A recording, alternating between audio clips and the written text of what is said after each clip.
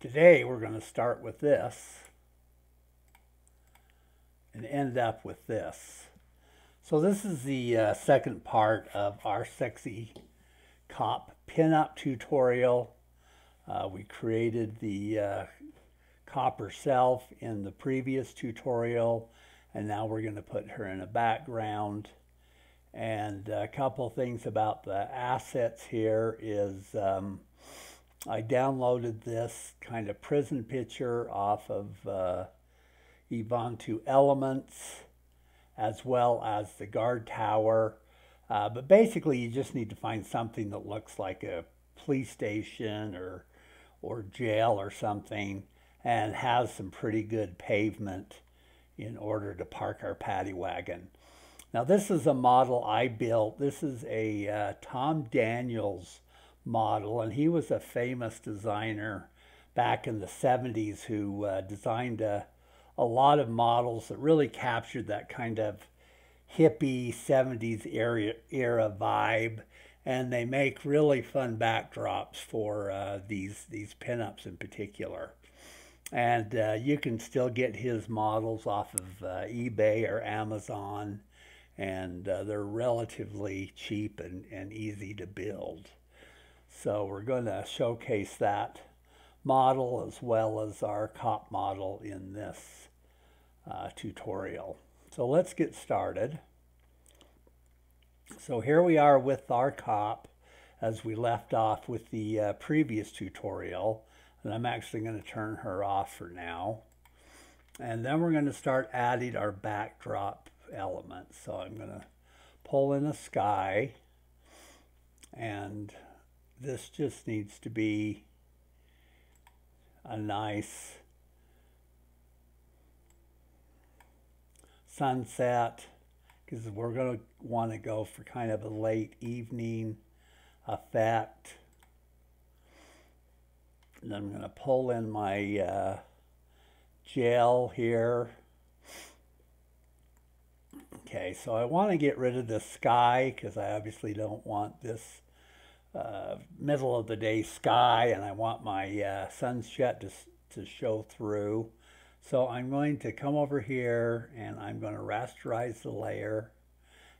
Yours may not be rasterized. I'm going to go up here to select sky and let Photoshop select the sky, and it does a really good job of that. And then I'm just going to hit the delete button and delete that sky out. And come up here to select and hit deselect, and that does just a great job of getting rid of that, even keeping the barbed wire here, which is to me really impressive. So in order to make this more of an evening scene, I want to add a curve adjustment layer and darken it up. I want to make it a clipping mask, so you come here, you click Alt, come in between those two layers and click, and then this only affects the layer below it. And I just want to darken that up a fair amount, just to give it more of that evening vibe, something like that. Okay, and then I'm going to do something that I do to a lot of my backgrounds to give them more of a illustrative or painterly look, which lends itself well with using the TBLeague dolls as well as the standard plastic models. And what I'm going to do is I'm going to basically just paint this background. And really simple, I'm going to set it over to the blending mode, over to overlay. Make sure my brush is 100% and soft. And then I'm going to sample just a color. Helps if I'm on the right layer. A color. Some a little darker. That looks good. Go down to my brush. And then I'm just going to paint. I'll make sure that on the wrong layer. Let's get back up to our paint layer. Let's call this paint. Okay, make sure we're on the paint layer. Make sure we're on overlay. And then we're just going to paint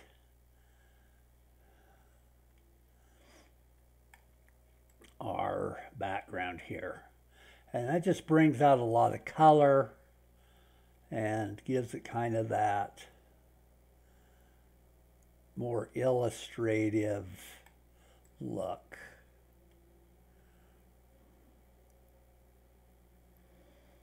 And you know what? I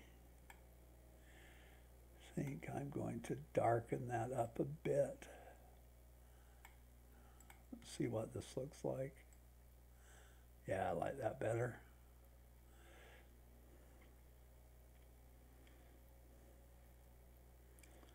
So just going to paint it. And if I happen to have, say, an image that was had several different colors, like this was grass, I would paint them independently. I would pick a color from the building, pick a color from the grass, and paint them separately. But this is all close enough to the same color. We can just use this one color here, okay? So that gives us our background. This is now starting to blend really nicely with our sunset.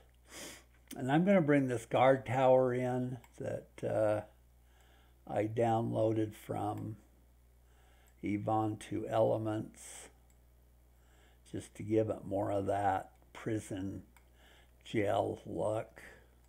Place it about here. And then I'm going to double click on it, bring up layer styles, and I want to give it an inner shadow. And give it a look like the sunset is kind of shining off the edges here.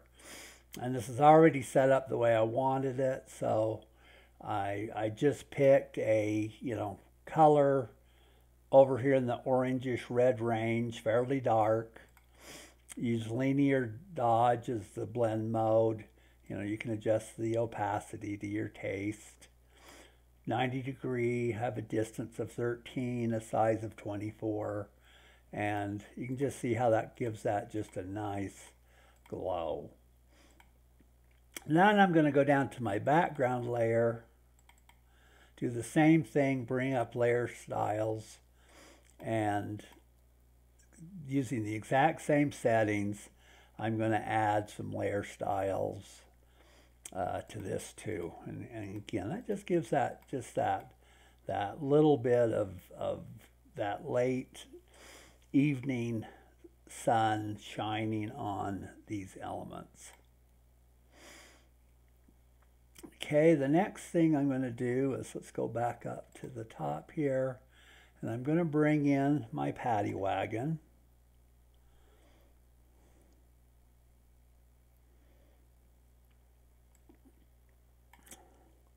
And I'm going to size him up a bit, probably something like that.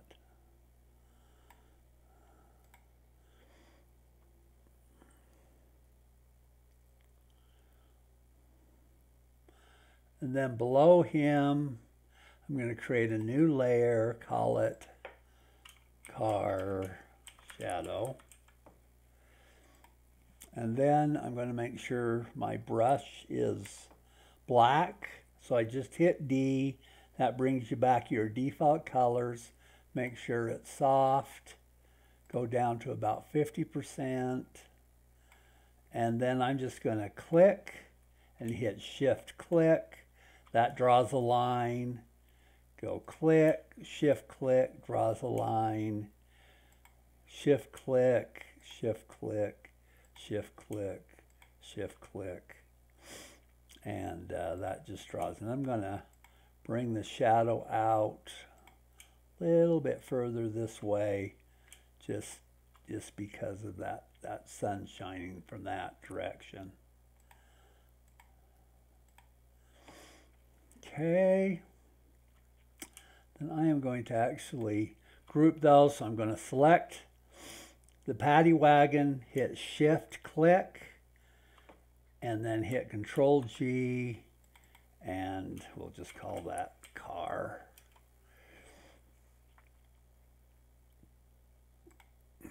And then we'll bring her in, and she actually looks like she's in a really good place. Looks like that car could be bigger. So I'm going to make that a bit bigger. Makes that a little bit better scale with her. I think that looks pretty good right here. So this was a relatively quick tutorial. Let's do the same thing with the layer style here. So again, same inner style as before, same settings on the Paddy Wagon. And let's do the same thing with her. All with the same settings. And that I like that, where it just kind of brings that glow like that late afternoon. Sun is shining on her, and then I want to, let's see if we can bring this up where more of that orange is showing.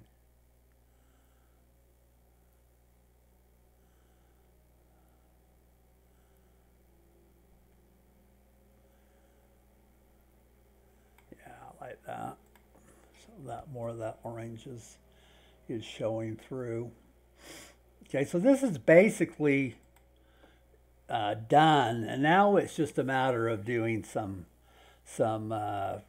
tweaking of colors and just kind of playing around with things to enhance it to kind of your taste. So I'm going to go ahead and create a stamp. And I'm going to go over to Camera Raw Filter. And just to help blend the colors a little better, I'm going to go to Color Grading. And just because of that sky, let's add a little bit of more kind of purplish shadows. The highlights make them a little bit more red, orange. Kind of the same thing with the midtones. Bring them up just a bit. Maybe bring these up a little more and a little more. And I like that. I like that color that that's bringing out. Back that off a little bit. Yeah, I like that. And that just kind of makes everything look like it's fitting well color-wise within the image. Okay, and I'm going to go in is what I typically do, is go into Knit Collection. I know all of you probably don't have Knit Collection, but just play around, particularly in Camera Raw, with a lot of those settings. You can do some pretty cool stuff. I'm going to Color Effects Pro. And I know the particular recipe that I want to apply to this. Let me just see how it looks. And it's this Super Punch that I really like on a lot of photos. Sometimes it's too much, but on this one I like it because it darkens that up a bit, brings out those colors. And it's a little too much, but that's all right. We can adjust that. But let me just take a look at, see what fall does. And a lot of times this is one I use. And just one more just to see how it looks. And that's on the dark side, which I like to a lot of times.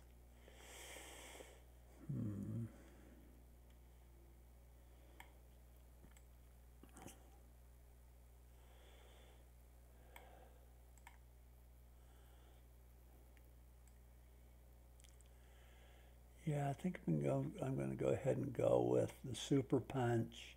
Hit OK.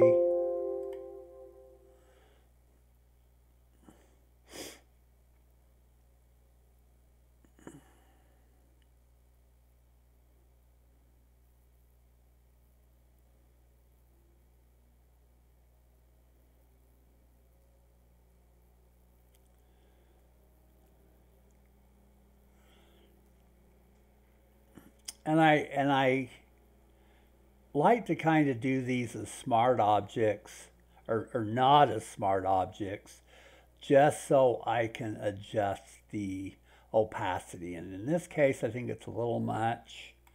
So I think I'll bring it down maybe to about 60.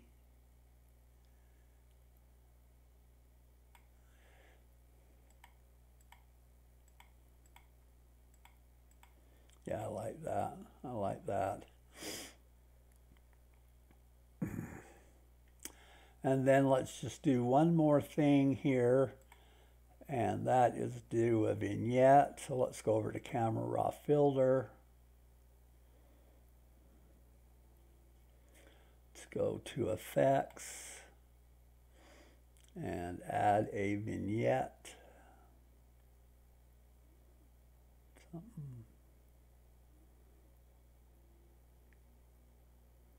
Yeah, something like that looks good. And there we have it. There's our image completed. So that's it for part 2. I hope you learned a few things and enjoyed this 2-part tutorial that I put together. Thanks a lot for watching.